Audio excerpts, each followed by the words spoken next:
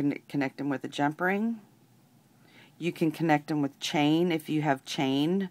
You know how a lot of necklaces will have like a chain, it'll have like a bead every, few inches. That's basically the way you do this. So I'm connecting it with a jump ring. Now I've got a link right there. See? One of the things I like to do, it's just kind of a personal preference, I guess, is I actually like to put, when I'm doing these type of things, I like to put 2 jump rings. Number 1, it just makes it more secure, and number 2, I just think it looks good.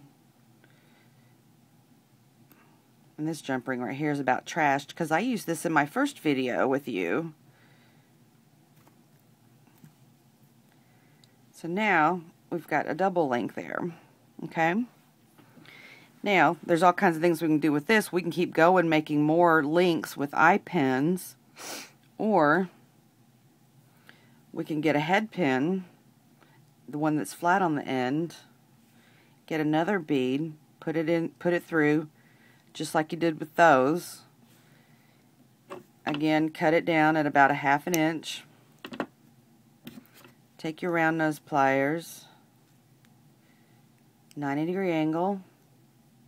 Make sure you're at a good 90-degree angle. Hope you can see this. Grab it at the end, roll it back towards yourself, let go, roll it again.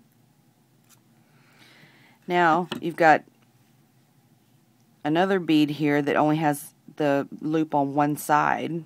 It's finished on this side and it's got a loop on this side. So I can take another jump ring and I can connect it to those 2. And what do you think we can make out of this? I bet you guessed right. See, now we've got 3. This end is finished. This end has a loop.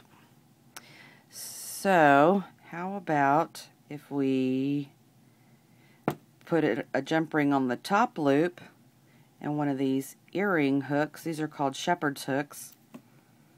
And do my jump ring back and forth, and we've got an earring. Voila! We just made an earring. See how easy that was?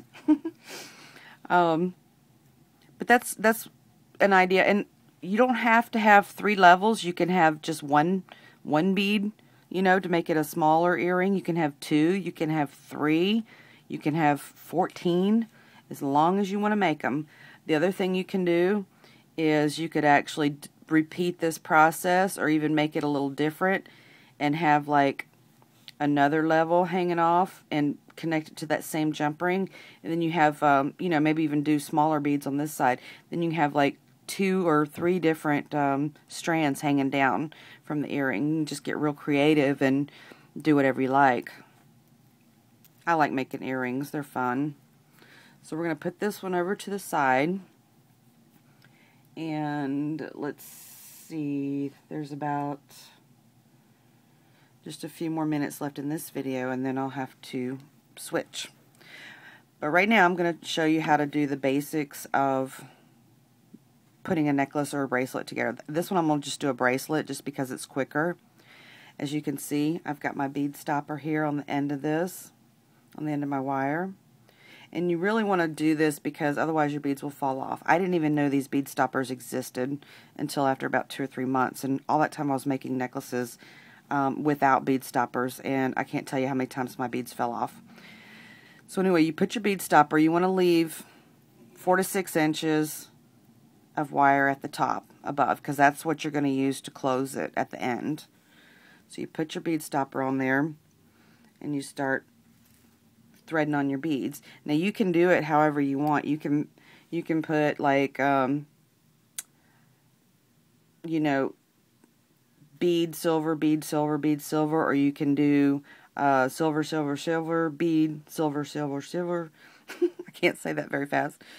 You can put the pattern however you want. It doesn't matter. I should be measuring this, but I'm not because my measuring tape's not in here right now. You can look online and find charts of what the average necklace lengths are and bracelet lengths, and then you want to, you know, measure those out. When you measure them out, be sure to, the lengths, the bracelet lengths in particular, are the measurement of the bracelet from the end of one clasp to the end of the other clasp. So you do measure that part when you straighten it out in a straight line. For necklaces, it's the same thing. I just don't think it's as important, just because necklaces, you know, fit different than bracelets. I put the wrong bead on. I'm just doing a real simple agate bead, silver bead, agate bead, silver bead, just so I can get it done quickly and show you how to close it up. Almost done. But you measure it out. When you're measuring out your thing, like for example, if you want to make a 7.5 inch bracelet, you want to keep take into account that you need to have like 4 inches on either end for closing it. So, you know, measure out, say 7.5 plus 8 would be like 15.5. You could probably get by with 15. Just measure out a 15-inch piece of wire for your bracelet, and then put your bead stopper on one end and start doing it. Okay, now I've put this together. What I did too, I wanted to show you, I actually put 2 smaller silver beads at the end, and the reason I did that on this particular bracelet was because these beads right here have kind of a big hole. Because they have a big hole, if I were to put my crimp bead on right on top of that one, it would fall down in there, and it would just be really difficult to try to fix. So